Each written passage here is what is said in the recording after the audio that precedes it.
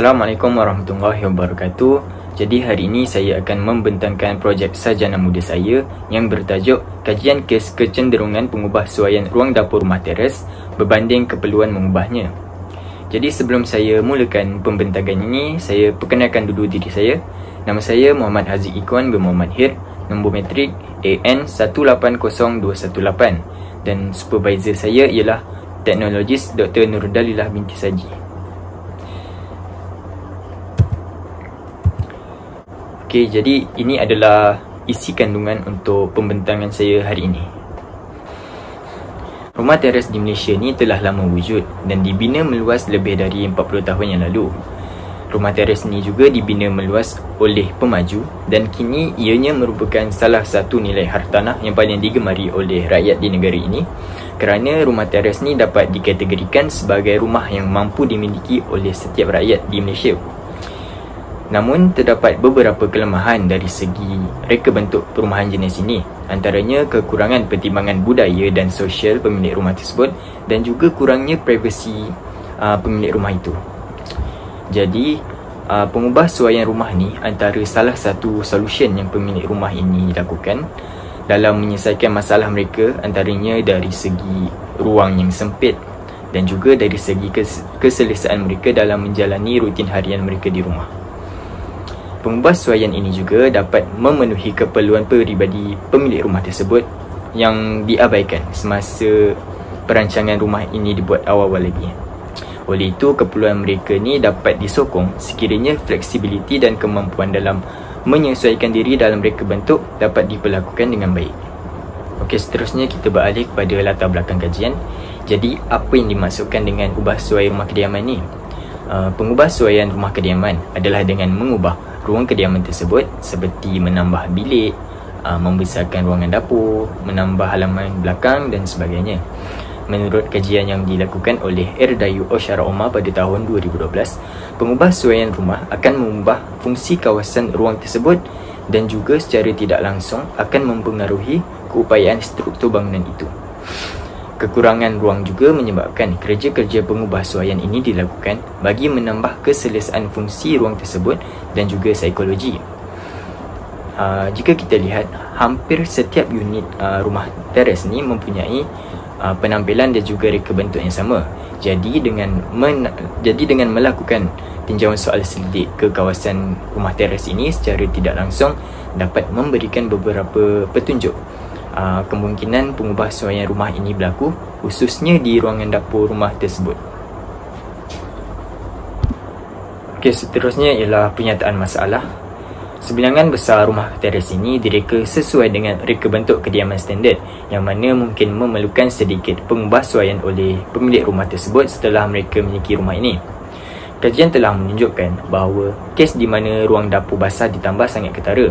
Kajian yang telah dilakukan oleh Yohanis dan Jusan pada tahun 2016 pula menunjukkan bahawa 97% responden bersetuju untuk memilih memperbesarkan ruang dapur rumah mereka.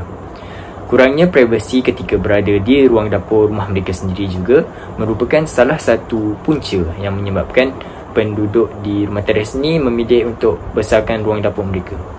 Jadi persoalan yang timbul dalam kajian ini adalah apakah keperluan ruang dapur yang menyebabkan pemilik rumah mengubah suai rumah yang sedia ada dan adakah pengubah suaian ruang dapur di rumah teres ini mengikut cita rasa pemilik rumah. Okey, seterusnya adalah objektif kajian. Objektif yang pertama kajian ini adalah untuk mengenal pasti keperluan ruang dapur yang menyebabkan pemilik rumah mengubah suai rumah teres sedia ada.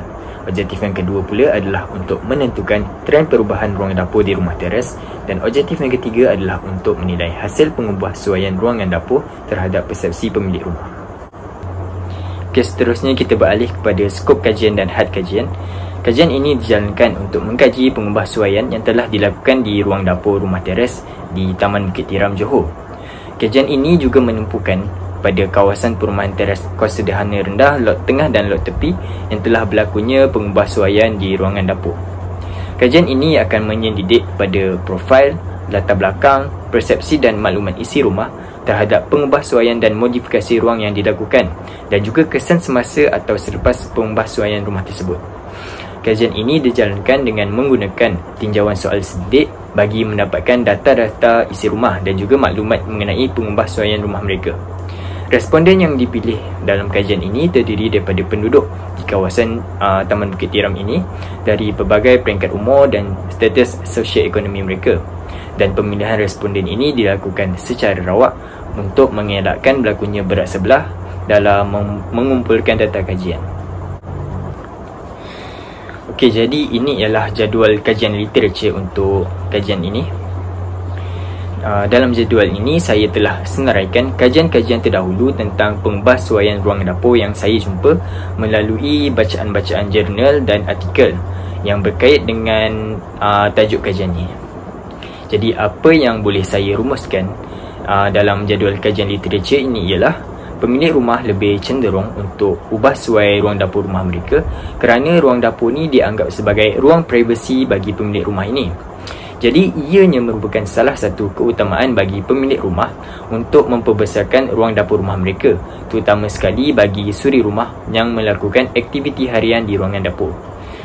Selain itu, halaman belakang rumah ini biasanya akan dijadikan ruangan dapur kerana ruang belakang itu dianggap sebagai tidak penting bagi pemilik rumah. Seterusnya ialah carta alih metodologi. Jadi ini ialah carta alih metodologi bagi kajian ini yang mana menjadi rujukan untuk saya siapkan projek sarjana muda. Untuk PSM 1 ni saya telah nyatakan permasalahan kajian dalam bab 1 tesis ini dan juga untuk kajian literature dinyatakan dalam bab 2. Teknik pengumpulan data pula adalah dalam bentuk kuantitatif yang mana dengan melakukan tinjauan soal sidik kepada 71 responden di Taman Bukit Tiram. Dan untuk pengambilan data yang sebenar pula akan dilakukan pada PSM 2 nanti. Okay, untuk PSM 1 ni saya telah menjalankan tinjauan ke tapak kajian iaitu di Taman Bukit Tiram dengan mencari rumah teras tingkat, lot tengah dan lot tepi yang telah berlakunya pengubahsuaian di ruangan dapur dan kemudiannya menjalankan pilot study kepada responden yang terlibat. Pilot study ni perlu dibuat sebelum tinjauan soal sidik yang sebenar dilakukan. Kerana untuk test soalan tersebut sama ada responden faham ataupun tidak dengan objektif kajian. Seterusnya data dari pilot study itu akan dianalisis dan juga akan ditambah baik berdasarkan feedback yang responden berikan. Ini adalah penting bagi mencapai objektif 1 dan objektif 3 kajian ini dan juga bagi menentukan sama ada kajian ini boleh diteruskan ataupun tidak. Objektif kedua kajian pula dilakukan dengan mendapatkan layout floor plan salah satu rumah di Taman Bukit Tiram ini dan kemudiannya kawasan yang mengalami pengubahsuaian ruangan dapur akan di-highlight dalam layout floor plan tersebut untuk menentukan trend ubah suai dapur di kawasan kajian ini. Untuk tinjauan soal selidik yang sebenar dan analisis data yang sebenar akan dilakukan pada PSM 2 nanti. Okey, seterusnya ialah jangkaan keputusan kajian. Keputusan yang diperolehi daripada kajian ini akan dapat mengenal pasti keperluan khusus ruang dapur yang mendorong pemilik rumah membuat pengubahsuaian pada ruang dapur yang sedia ada. Selain itu, dengan menjalankan kajian ini secara tidak langsung berupaya untuk menentukan trend perubahan ruang dapur rumah teras di kalangan penduduk di taman perumahan kawasan kajian ini. Akhir sekali, kajian ini juga dapat menilai hasil pengubahsuaian ruang dapur terhadap persepsi pemilik rumah. Okey, seterusnya ialah kepentingan kajian. Kajian ini dapat memberikan maklumat-maklumat penting yang diperlukan pemilik rumah sebelum mereka ingin melakukan modifikasi ruang dapur rumah mereka. Tambahan pula, hasil kajian yang diperolehi ini dapat dijadikan sebagai garis panduan untuk pemilik rumah sebelum melakukan apa-apa pengubahsuaian di ruang dapur rumah mereka. Selain itu, kajian ini juga dapat mewujudkan dan memberikan kesedaran tentang pentingnya menyediakan maklumat mengenai peraturan dan undang-undang pengubahsuaian rumah teras kepada penduduk dan juga pemilik rumah. Kajian ini juga akan berfungsi sebagai salah satu model teori bagi kajian masa hadapan jika masalah yang sama masih berulang pada masa akan datang. Kesimpulannya, tujuan utama kajian ini adalah untuk melihat sebab-sebab yang menyebabkan pemilik rumah cenderung untuk melakukan pengubahsuaian di ruangan dapur rumah mereka berbanding dengan keperluan mengubahnya.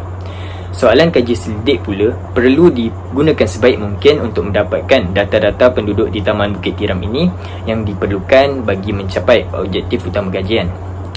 Hasil kajian daripada pilot study pula menunjukkan bahawa kajian ini boleh dijalankan, namun memerlukan sedikit pengubahsuaian pada soalan kajian bagi memenuhi maklum balas dan cadangan daripada responden, terutama dalam mencapai objektif utama kajian yang dijalankan.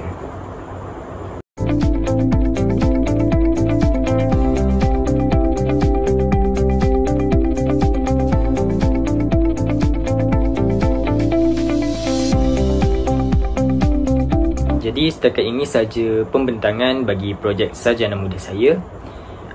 Sekian, terima kasih. Assalamualaikum.